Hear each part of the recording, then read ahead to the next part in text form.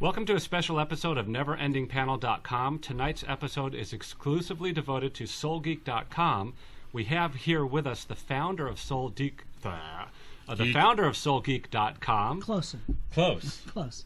Dino Andrade, who not only is the founder of SoulGeek.com, but he is also the voiceover actor and a voice you may be familiar with, Scarecrow in Batman Arkham Asylum, which is, I believe, it won the best video game of the year.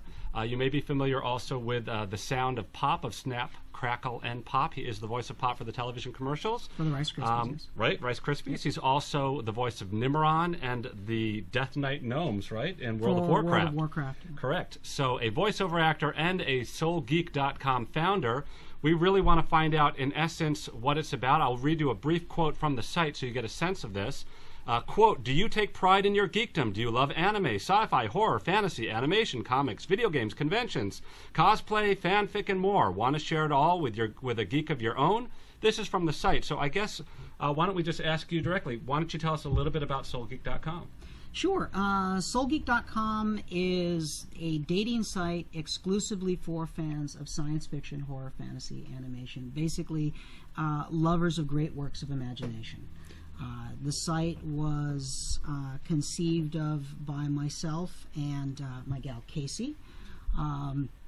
It all started actually with there's a voice actress, Mary Kay Bergman, who throughout the 90s did lots of stuff for Disney, Saban, tons of companies. She's probably most famous for creating all the female voices for South Park. She did the first 3 seasons. She also did the movie, like 16 characters in South Park, bigger, longer, uncut. She was an incredibly talented woman. She tragically passed away in November of 1999.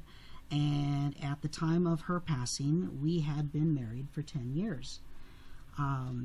When I lost Mary Kay, I didn't just lose my wife. I lost my best friend. I mean,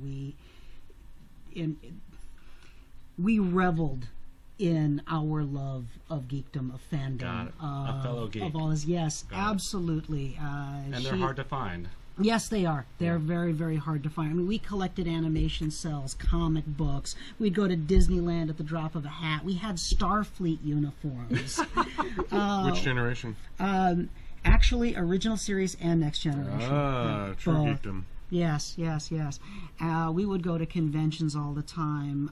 This was really something that we reveled in, and so when I lost her, I was lost. Right. I was in a very black place for about 5 years, and when I decided to reconnect with humanity, I started going to dating sites, and I joined pretty much every major dating site there is, and it was a wasteland.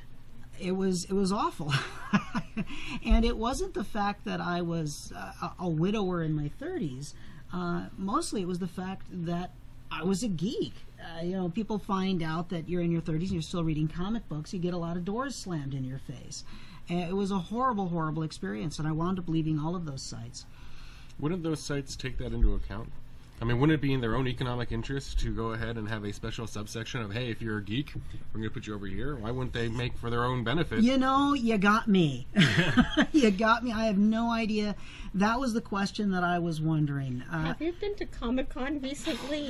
I mean, you have 120,000 people who all read comics, or at least will not look. Really. Well, will not look down on you when you say you read comics. Yeah, but you have 150,000 people. If you've been to Comic-Con, they're all in their own little corner reading their comics. Not a lot of them are talking to each other. I talk to about 1,000 people a year every year at Comic-Con. Well, let me tell you, that area is getting wider and wider. People are being much more open about it.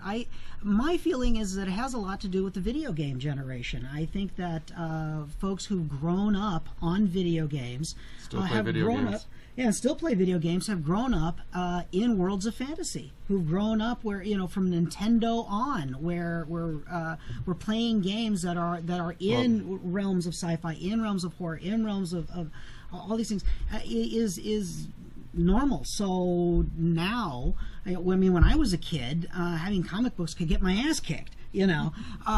But nowadays, The Dark Knight makes $1 billion, and it's no big deal. So your site like talks about in this particular case the art of finding a mate. So what is the art of finding a mate for a geek?